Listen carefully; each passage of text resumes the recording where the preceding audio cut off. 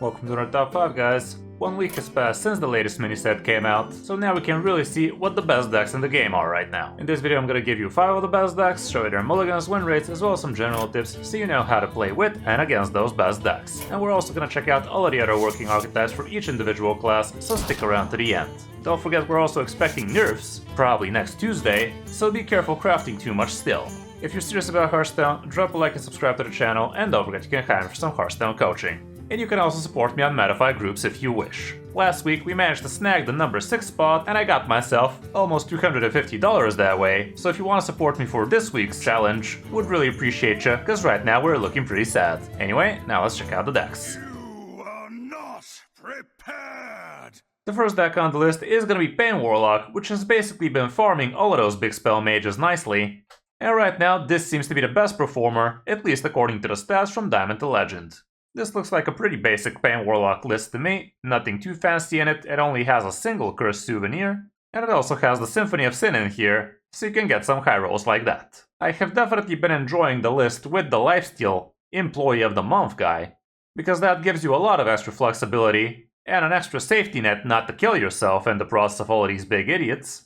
But according to the stats, this is the go-to deck right now, so there's that. You can check out my Pain Warlock guide and gameplay from not too long ago, so you can see the deck in action, but that is gonna be the variant with the Employee of the Month. Matchup-wise, here's what we have right now. Well, you're gonna be killing big spell mages nicely. For the last 30 days, we can see a little bit of extra stats here, and Insanity Warlock and Pirate Demon Hunter are not gonna be that good for you, but the rest are kinda 50 or in your favor. And as for the mulligan, here's what the stats look like real quick. You wanna be getting your good damaging cards nice and early. Things like mass production are okay to do on turn 1, you'd much rather be playing something like a Party Fiend or Flame Imp if you ask me, but this is what the stats show. Blood Treant is usually always a good idea, Imprisoned Horror as well, and even if you have a good hand already, even a Molten Giant might make some sense, but be careful. If you already have a Party Fiend, you can also keep the Cursed Souvenir, turn to Elemental Geode ain't too bad, the rest probably not so much. As for on the coin, it's not much different, but here's Ziliax, who is the +1/-1 obviously, is also apparently not that bad. I would keep him only if I already have a Party Fiend for 1. Spirit Bomb could be a consideration if you already have a decent hand. Party Fiend, Flame Imp, Imprisoned Horror still, Blood Treant, Geode on 2, Mass Production still okay, and Malefic Rook could also be pretty decent even as a turn 2. I would say the Molten Giant becomes a bit more keepable here as well, but the stats don't support that claim much. For other good Warlock decks, this is the one I showed you, not the biggest of sample size, but the biggest win rate. This is the Employee of the Month variant, and we have a lot more populated, still pretty decent Pain Warlocks up there as well, that are not really straying too far from what I showed you. Some lists are experimenting with things like Speaker Stompers, like Cult Neophytes, that kind of deal, so they can even counter some other spell-decent heavy decks. But all around, anything close to Pain Warlock should be giving you quite the good climb right now. Insanity Warlock is also doing pretty well, even though not as good anymore. And as you can see, the Control Wheel Warlock is definitely not up there. This is not even it, actually. This is something entirely different. Wheel Warlock is nowhere to be seen right now. On the number 2 spot, we also obviously have Big Spell Mage, which has been killing it lately. And the main reason for that is, obviously, the new Rogue Taurus they got out of the mini set, which allowed them to run all of the good discount Rogue cards, with which they can cheat a lot of stuff. This particular variant is not much different from the list I've showed you literally on day 1. The only difference is we have a couple of Cult Neophytes here at the expense of a 1-1 maker. We're also not running the Instrument deck in here, but the rest looks pretty much the same. Again, you can check out my guide about this deck from not too long ago, and the only thing I would like to include here as an extra bonus tip is I was kind of wrong about the watercolor artist. I said it's only a good idea to play this guy on curve when you're planning on doing a King Tide next turn, or you just play him when you actually have the Cephalopod in play, but no, actually playing this on curve allows you to get yourself a very discounted Tsunami not far from then, because this thing discounts by 1 each turn, not just the turn after you've drawn it, so the discount goes lower and lower, and at some point you're just gonna have a 6-mana Tsunami or something like that. It's not the best, it's not the fastest way to play a Tsunami, but it definitely is not a bad thing to be doing on turn 3, especially if you have nothing better to do that turn anyway, so keep that in mind. But yeah, the rest of the game plan remains the same, so check out the guide. Matchup wise, basically everybody is either playing this deck or trying to counter it. Well, Well, not really. Nowadays it's actually a lot less popular. It actually was 50% at one point not too long ago in terms of popularity, which means literally every second matchup was Big Spell Mage, and God knows it felt much more than that. But right now it's at about 20-ish% popularity, so not as high, but still pretty offensive. So this would be a deck I would be expecting to get nerfed in a week from now, so be careful crafting too much for it. As you can see, Pain Warlock does well against it. Big Shaman is also doing well against it from experience. Hunters are usually pretty nice, and some Death Knights are also pretty good against it, not according to the stats at least. Some Druids are also doing quite well with Dungar and whatnot, but we don't have that much stats for it. Mulligan-wise, here's what the updated stats show. Going first, you want your Skyla apparently pretty high. King Tide is pretty nice when going first. Seashill pretty good as well. One Maker is an okay 2-drop to hold on to, I guess if you already have a greedy partner, which is also not a bad thing to keep if you ask me. Turn 1 Scarab or Miracle Salesman is pretty decent. The weapon is okay, the rest probably not so much. As for on the coin, the situation is not that different, but we can also see things like Convincing Conman being up here. Sir Folopod is a lot more capable now, and the rest is kind of the same from before, but things like King Tide are not going to be a great consideration here, because going second, you're not going to be the first one having access to 5 mana, so you're not going to be able to cheat out Tsunami before the opponent can actually do something big themselves. But it really comes down to the matchup, like if you're against the Paladin, you're probably fine plopping this guy on 4 anyway. For other good mage decks, we can see plenty of iterations of Big Spell Mage. We can also see Elemental Mage is still doing quite fine. But that kind of looks about it for the mage class right now. It's either Big Spell Mage or Elemental. The others are just not as hot. Tons of different iterations of Big Spell Mage. Some are looking quite different than the original, like for instance this guy with the Titan, with the Sleet Skater and whatnot, but all in all, the core of the deck remains. On number 3 spot, we still have Pirate Demon Hunter, and this is another deck that kind of farms Big Spell Mages, so that's another reason why decks like this are at the top right now. And here, again, basically same stuff like before. We do have a couple of glides instead of South Sea Captains. I did show you this deck on the last top 5 as well. We talked about me having a guide for this, but the only difference was Paraglide was not in the guide. It was South Sea Captains, and definitely felt like the deck needed a little bit more card draw, so I can get on board with this variant for sure. It's a nice little aggro deck. You also have a little bit of self-damage synergies with the help of Urana. Just don't forget, she deals the damage randomly. It doesn't go straight up to the opponent's face, so things like Acupuncture don't mean 8 damage to the opponent's face guaranteed. It only does that if the board is empty. Guaranteed, that is. Anyway, matchup-wise, here's what we can see. Nothing but green, except for Death Knights, and they're not super popular right now, which definitely is going to help you on the win rate. Apparently, even Warriors are not going to be great against you, so you will be happy seeing those as well. Highlander Shaman, a little bit on the 50-50. Mulligan-wise, here's what we can see going first. You just want to be curving out with a good 1-drop like Brain Masseuse, like Patches. Sigil ain't bad.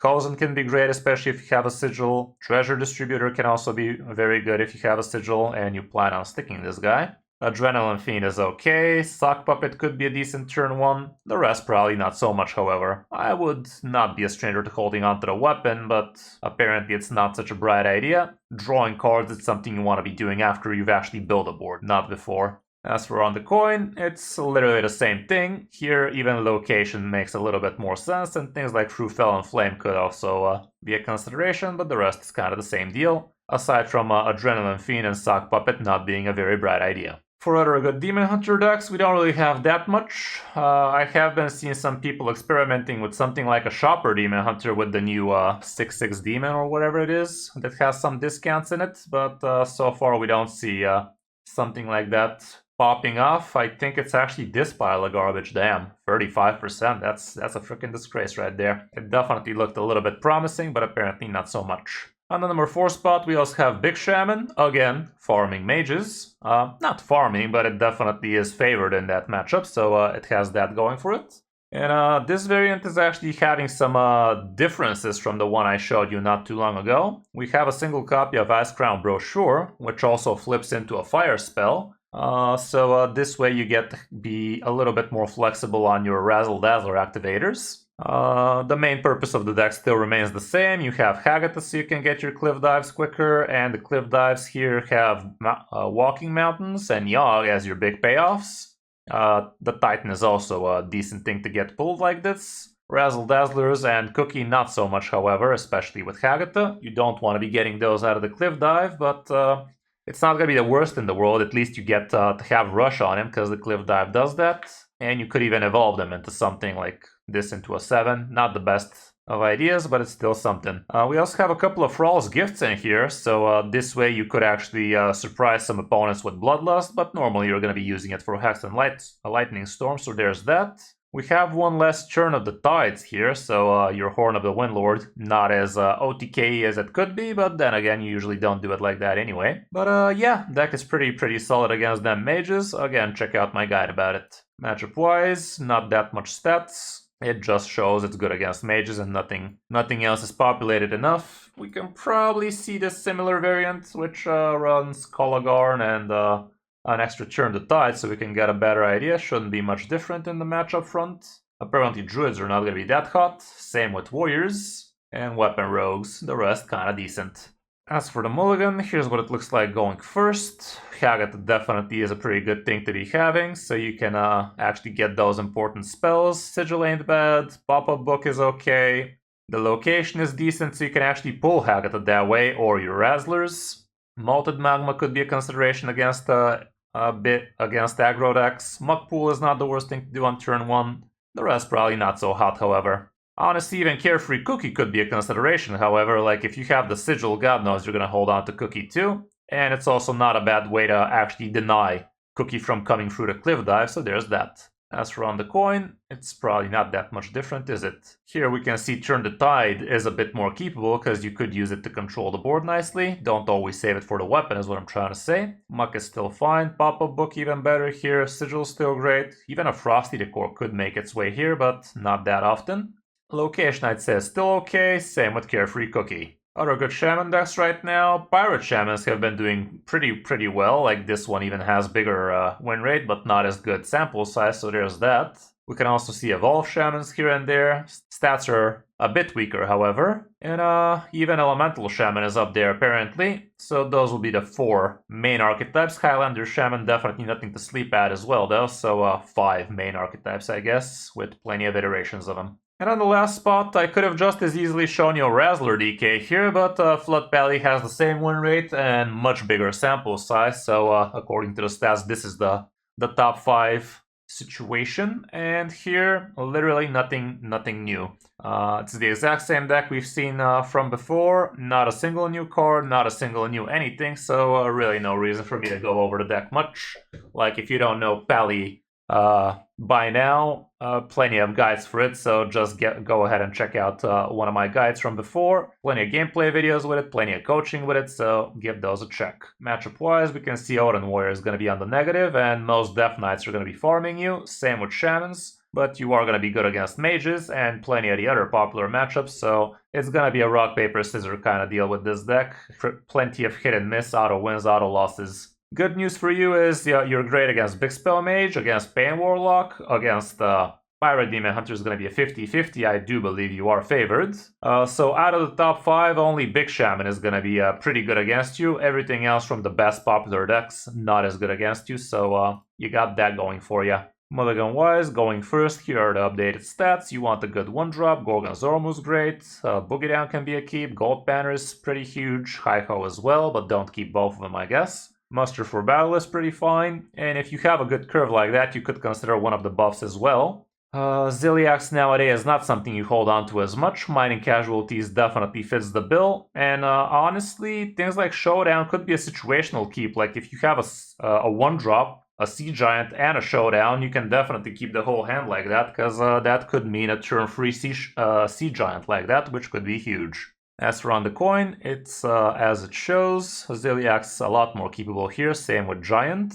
Apparently a Crusader Aura is a lot more keepable here as well. Posit can be a consideration, but you still want to be curving out well, so don't just keep the biggest cards. Try to get a 1, 2, 3 turn kind of deal, and you could also consider some of the bigger ones. Definitely don't keep more than 1/1 drop with this deck, like that's why you have Boogie Down here. Why the hell does the Boogie Down have this low win rate, by the way? That's kind of insane. One of the highest kept cards with one of the worst win rates. Doesn't make too much sense to me, but then again, what does? As for other good Pally decks, this is the one I showed you. Above 3,000 games, 58% win rate, definitely pretty good. Hand of Pally is still great.